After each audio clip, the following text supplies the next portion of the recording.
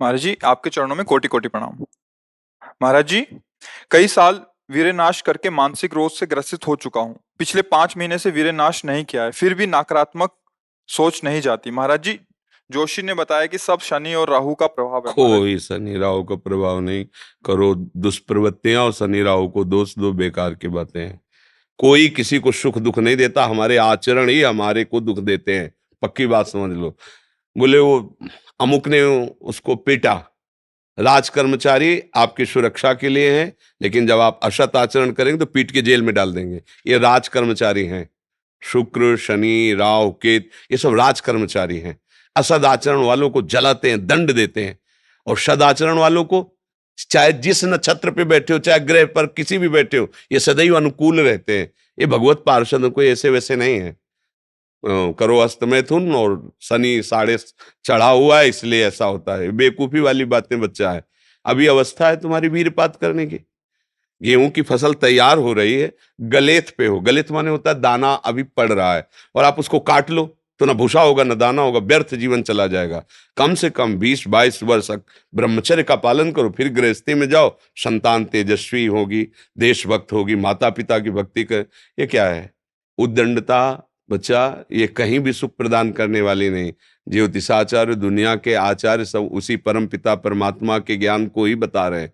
जो सही माने में ज्योतिषाचार्य हैं, वो सबसे बड़ी ज्योतिष ये है कि भाग्य विधाता हमारे कर्म हैं।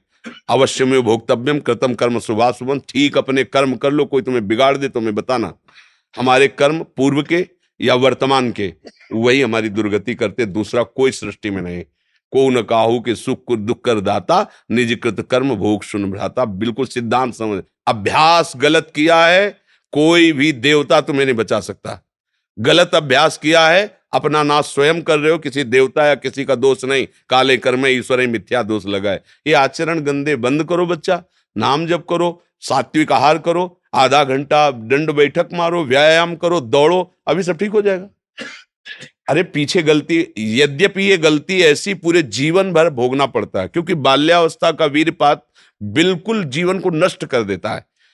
इसीलिए बालकों को गुरुकुल में रखा जाता था, चाहे वो राजकुमार हो चाहे किसी का बालक हो। वहां वो एक साधुता से जितेंद्रीय होकर के फिर गृहस्थ धर्म में जाता था। 10-20-50 वर्ष गृहस्थी में रहा, कुछ उसका बाल बाका नहीं हुआ।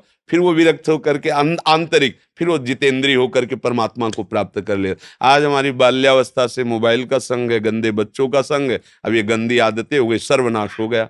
अब सोचो, ये अवस्था तुम्हारी चिंता सुख से ग्रसित होने की है, आनंद में उमगने की है। अभी नौ किशोर अवस्था है, ये तो मस्ती वाली। क्योंकि मस्ती हटा दी, अब रह क्या गया जीवन में?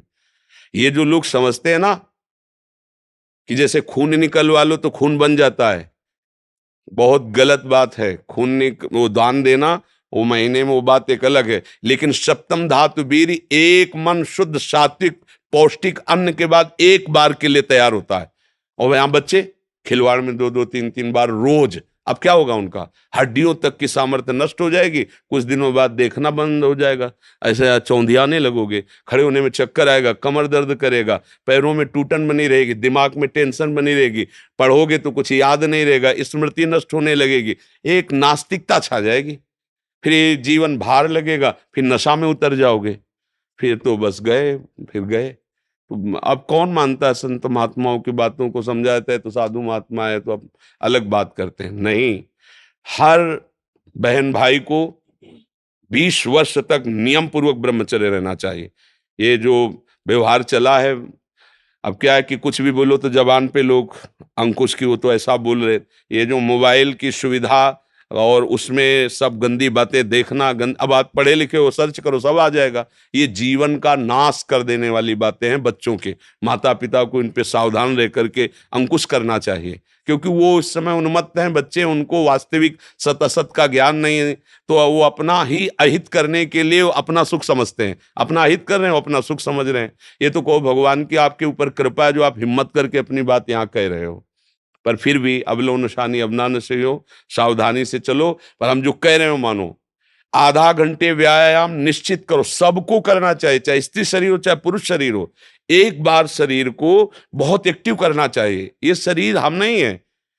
जैसे आप मोटरसाइकिल सुबह सुबह आप बैठो, तो पहले क्या करते हैं, हाई रेस में डाल करके उसको एकदम गर्म करते हैं ना, सब खुल जाए। अब चलो ऐसे हाई रेस में इसको लाओ, 10-15 मिनट दंड बैठक, व्यायाम, प्राणायाम, आसन आदि के, फिर अपनी दिनचर्या करते हो तो आप संयमी रहोगे, आपके प्राण पुष्ट रहेंगे, आपका अन्न पचेगा, कोई भी चोट आदि बहुत कम मात्रा में आपको कष्ट देगी, हर बीमारी से लड़ने के सामने। अब यहाँ सुबह 10 बजे तक सो रहे हैं, व्यायाम क्या करेंगे, प्राणायाम क्या करेंगे, आसन क्या करेंगे? सूर्य जिसके सोने पर उदय हो गया उसकी आयु, बुद्धि, स्त्री, कांति सब क्षीण हो जाती है। कौन मानता है? रात्रि के 2-2, 3-3 बजे तक जगना और सुबह 10-11 बजे तक सोना, ये दिनचर्या है। तो हमारी राय है सात्विक भोजन कीजिए और व्यायाम कीजिए। करते हो व्यायाम है? हाँ, कभी ये कोई ऐसा तो, और कभी कभी जो व्यायाम करते हो बीमारियों का निमंत्रण देते हैं। आज आप लगाओ 20 दंड और 50 बैठक और 5 दिन छोड़ दो, पूरा शरीर दर्द करेगा, फिर लगाओ फिर वह दर्द करेगा। रोज अगर नियमित करोगे तो वही पच करके आपके शरीर को पुष्ट करेगा। ये शरीर दुर्लभ बात है, दुर्लभो मानुषो देहो, लेकिन एक क्षण में नष्ट हो जाने वाला है। इसकी दुर्लभता है, संयम नियम से चलकर स्वरूप बोध कर लो या भगवत भजन करके भगवत प्राप्ति कर लो। अगर ये नहीं तो फिर क्लेश ही क्लेश, अशांति ही अशांति है। अभी सावधान हो जाओ। बिगड़ तो गया, अब ये नहीं कह सकते कि अभी कुछ नहीं बिगड़ा, बिगड़ गया। अगर कभी 25 वर्ष के बाद गलती हुई है तो हम उसे कह सकते हैं कुछ नहीं बिगड़ा, क्योंकि तुम्हारा पुष्ट है जीवन पूर्व से, अब आगे बढ़ो। लेकिन बच्चापन से ये जो रोग लग रहे, 13-14 वर्ष का बच्चा है और उसकी हालत ये है कि उसे वैद्य के द्वारा औषधियां दिला करके उसे ठीक करने की चेष्टा कर रहे हैं। क्या हुआ? ये 13-14 वर्ष की अवस्था, इसमें तो उधर वृत्ति ही नहीं जानी चाहिए, मस्ती होनी चाहिए, एक अलौकिक मस्ती। ये किशोर अवस्था है, पर आचरण और संग ऐसे हो गए कि अब कैसे कहें। सात्विक आहार करो, व्यायाम करो और थोड़ा भगवान नाम जप करो। माता पिता के चरण छूते हो? नहीं, माता पिता के चरण नहीं छूना, माता पिता की अवहेलना करना, कहां से बुद्धि आएगी? अपने बुजुर्गों को प्रणाम करना, संतों को प्रणाम करना, माता पिता, रोज बुद्धि शुद्ध होती है। प्रातः काल उठ के रघुनाथा, मात पिता गुरु नाम ही माथा, तो ये सब लिखी बातें रह गई। नए नए बच्चे हाय हेलो शुरू है, मिलेंगे तो क्या कहे, पहले कहते जयराम जी की, नहीं गांव में कहते थे राम राम भैया, राम राम कहते, अब क्या कहते, हाय तुम्हारा दुर्भाग्य हमारा दुर्भाग्य। ले बच्चे नहीं कहते हाय, हाय जानते हो कब का, हाय ये हो गया, मतलब बुरे को कहते हैं हाय। और यहाँ शुरुआत में भी कहेंगे कि हाय, कि हमारा तुम्हारा दोनों का दुर्भाग्य है हाय। और पहले कहते राम राम, तो वो भी बोले राम राम भैया राम राम, 4-6 बार नाम हो गया, कितना मंगल नाम हुआ। पहले नाम रखे जाते थे, राम कुमार, शिव कुमार, कृष्णदास, ऐसे। और अब क्या नाम, गप्पू लप्पू, जब तक क्या नाम, मतलब उनका कोई अर्थ नहीं, कोई महत्व नहीं। ये माया का खेल बड़ा विचित्र है, फंसाता चला जा रहा है ऐसी जगह जहां कहीं भी। अरे नारायण नाम पुत्र का रख दिया तो उसको भगवत प्राप्ति हो गई। अंतिम समय याद आ गया पुत्र की और बुलाया नारायण, तो भगवान के पार्षद आ गए, कथा है, बचा लिया। अगर हम परिवार में भगवान नाम रखें, थोड़ा नाम कीर्तन करें, भगवत चर्चा करें और बच्चों को बैठाल के संकोच न करें। माता पिता को चाहे, एक हम जानकारी के भक्त, वो अब संन्यास ले चुका है बच्चा, वो उसकी माँ ऐसे समझाती जैसे मित्र से कि देखो बेटा तुम जवान हो रहे हो, तुम्हारा मन ऐसे भोगों की तरफ जाएगा, ऐसी ऐसी क्रियाएं भोगों की होती हैं, क्या तुम शुरू कर दिए? तो उसका नहीं मम्मी। क्या क्या तुम्हारे मन में ऐसा आता है? आता तो है, बिना हमारे, हम तुम्हारे मित्र भी हैं, तुम्हारी माँ भी है, बिना हमारी अनुमति के तुम ऐसा मत। आज वही सन्यासी है, वो जब हमसे बात करे तो हमका प्रणाम है तुम्हारी माँ को, बोले मुझे अगर संभाला तो मेरी माँ ने संभाला। मतलब बचपन से बैठाल कर हमको सारी बातें बताती रही कि ऐसी ऐसी गलतियां होती, ऐसी ऐसी बात होती, तुम्हारे अंदर तो नहीं, तो हमका इच्छा है पर अभी नहीं है। आज उसने उसको सन्यासी बनाकर खड़ा कर दिया, भगवत मार्ग का पथिक बना दिया। मंदालसा ने अपने चारों पुत्रों को ब्रह्मबोध करा दिया। माता पिता का प्रथम रोल होता है। अब वो शर्म लिहाज इसमें क्या करना, बच्चा हमारा गड्ढे में गिरने जा रहा है, हम शर्म लिया, बैठा लो उसको पास में। देखो मोबाइल में गंदी चीजें तो नहीं देखते, गंदे बच्चों को संग तो नहीं करते, अगर आप ऐसा करते हैं तो नहीं करना चाहिए। उनका मैसेज देखें, उनका मोबाइल देखें, उनकी चेकिंग करें, उनकी मानसिकता को समझे। गलत हो गए हो तो उनको प्यार दुलार से, बड़ी कोई बात नहीं, गलती सबसे होती है, सुधार करो, मतलब उसको इतना पुष्ट करो कि वो बोझा ना लादने पावे और आगे निकल जाए। भाई इतनी फुर्सत का है माता पिता, वो अपने ही मनोरंजन से फुर्सत ले, वो अपने ही मन को संभालने में परेशान है। इसलिए अच्छा है बच्चा, सावधानी से चलो, अब कभी मत करना। क्योंकि इस क्रिया में क्या होता है कि नस नाड़ियां इतनी कमजोर हो जाती हैं कि फिर आगे चलकर आप करोगे भी नहीं, पर वो शक्तिपात हो जाएगा, मतलब नष्ट हो जाएगी वीर शक्ति। वो आपको ऐसा लगेगा कि हमने तो कुछ किया ही नहीं, और वो ऐसे हो जाएगा। मतलब नस नाड़ियां एक, ये हम अनुभव की बात कहते हैं जो हमसे मिले हैं साधक, कि स्नान कर रहे हैं, कोई हमारी क्रिया नहीं हुई, पर ऐसे हम सोने जा रहे हैं पर कुछ क्रिया नहीं है, ऐसे छू गया तो ऐसे बिल्कुल शक्तिहीन हो जाता है। तो ये अपना नाश करना है।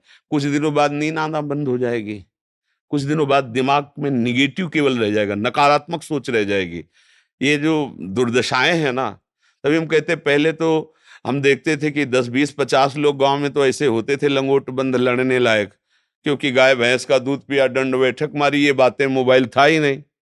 30 35 वर्ष से मोबाइल चला होगा है, इससे पहले नहीं था। पहले वो ऑफिसरों के पास वो बड़ा बड़ा होता था, नहीं तो हमने ये मोबाइल नहीं देखा 30 35 वर्ष।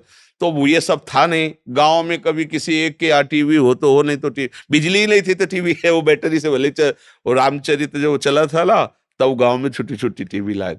बड़ा शुद्ध जीवन। अब ये समझे में नहीं आता है कि जवान है कि बूढ़ा है। कपड़े जैसे बांस के डंडे पे कपड़े पहना के खेतों में नहीं खड़ा किया जाता, बिल्कुल ऐसी सीन है। गाल चिपके हुए हैं, जांघों में मांस नहीं है, छाती में मांस नहीं है, और अपने को मतलब विश्वात्मा स्वरूप समझ रहे हैं, अपने को अहंकार में बलवान समझ रहे हैं, विद्वान समझ रहे हैं, और अपना जीवन नष्ट कर रहे हैं। हमें लगता है शरीर समस्त सद्गतियों का हेतु बनता है। अगर शरीर स्वस्थ है, बुद्धि पवित्र है, तो हम यहाँ अच्छे विद्यार्थी बन सकते हैं, हम अच्छे पुत्र बन सकते हैं, हम अच्छे मित्र बन सकते हैं, हम अच्छे देशवासी बन सकते हैं, हम अच्छे भक्त बन सकते हैं। और जब शरीर ही स्वस्थ नहीं, मानसिकता स्वस्थ नहीं, तो कुछ नहीं, बस जीवन काट रहे हैं व्यर्थत्व में।